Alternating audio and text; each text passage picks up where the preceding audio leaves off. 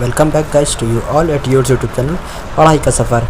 तो जैसा मैंने आपको पिछली वीडियो में बताया था कि आपकी स्कॉलरशिप 25 अप्रैल तक आ जाएगी, लेकिन यहाँ पर एक बहुत बड़ी अपडेट सामने निकल कर आ रही है।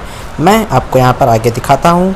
जो मतलब जैसे जो हमारा फाइनेंशियल ईयर होता है वो 31 मार्च तक होता है, तो यानी जिनकी स्कॉलरशिप 31 मार्च तक आ चुकी है तो वो जो फर्स्ट फाइनेंशियल ईयर का बिल जो पास हुआ था स्कॉलरशिप को लेकर उसके ही तहत आई है।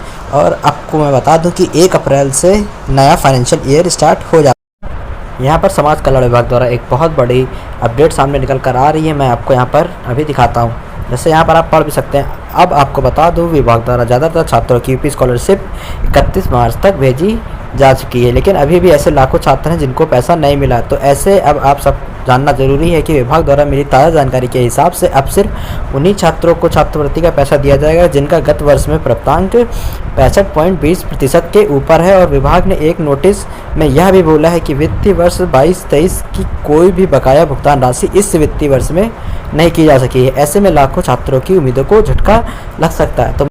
तो मैं आपको यहाँ पर इस न्यूज़ को बहुत अच्छे से एक्सप्लेन करता हूँ। जैसे जो हमारा फाइनेंशियल ईयर था 22-23, उसमें जो भी मतलब जो इस स्कॉलरशिप के लिए फ़ंड दिया गया था उसका लगभग डिस्ट्रीब्यूशन हो चुका है। मान लीजिए अगर फ़ंड 100 रुपीज़ खाली स्कॉलरशिप के लिए अलॉट किया गया था तो उसमें से 95 स्कॉलरशिप दी जा चुकी है। तो अगर अब आपको जो स्कॉलरशिप है, मतलब अब तो नया फाइनेंशियल ईयर स्टार्ट हो चुका है 24-25, तो इस फाइनेंशियल ईयर से आपको कोई भी पेमेंट नहीं दी जाएगी।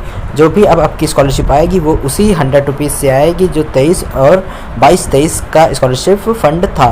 तो यहाँ पर अब तो आपके लिए स्कॉलरशिप पाना और भी मुश्किल हो चुका है, क्योंकि सबसे पहले तो यहाँ पर क्राइटेरिया था कि आपको 65.20% चाहिए, लेकिन अब तो यहाँ पर एक और भी बुरी खबर है आप सभी के लिए कि अब तो सिर्फ उसी फाइनेंशियल ईयर से आपका पेमेंट किया जाएगा जो पहले 22 और 23 का फाइनेंशियल ईयर का जो अलॉटमेंट था स्कॉलरशिप के लिए। यहाँ पर सवाल एक और उठता है कि आखिर जब स्कॉलरशिप किसी को डिस्ट्रीब्यूट की नहीं गई है तो आखिर जो फ़ंड का स्कॉलरशिप के लिए पैसा था वो गया कहाँ पर है।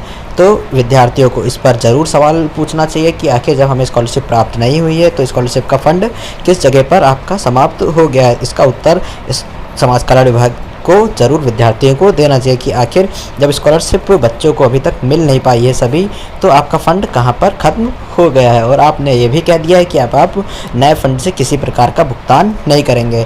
तो इस पर कई सारे बड़े सवाल उठते हैं सरकार के लिए भी और समाज कल्याण विभाग अधिकारियों के लिए भी कि आखिर जब फ़ंड था वो ख़त्म कहाँ हो गया।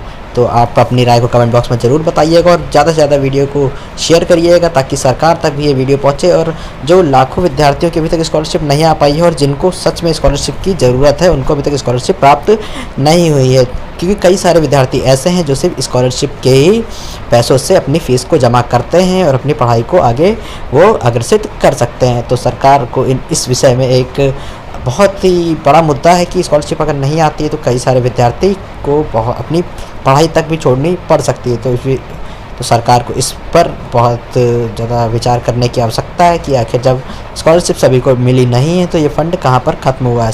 पर सरकार को भी समाज कल्याण के अधिकारियों से सवाल उठाना चाहिए कि आखिर जब सभी विद्यार्थियों को स्कॉलरशिप मिली नहीं है तो फ़ंड का पैसा कहाँ पर ख़त्म हो गया है। तो आप सभी अपनी राय को कमेंट बॉक्स में बता दीजिएगा। और अगर आपकी स्कॉलरशिप 15 अप्रैल से अभी तक की अगर आई है, जो यानी कि जो 25 अप्रैल की बात कही गई थी, अगर आपकी इस टाइम पीरियड में अगर आपकी स्कॉलरशिप आती है तो भी आप हमें बताइएगा कि सरकार की जो ये बात कही गई थी कि 25 अप्रैल तक आपकी स्कॉलरशिप दे दी जाएगी, ये कितना सही साबित होती है। तो मिलते हैं नेक्स्ट वीडियो में। मैं एकदम लीगली वीडियोज़ को ही अपने चैनल पर अपलोड करता हूँ, तो जुड़े रहिए हमारे साथ। Thank you.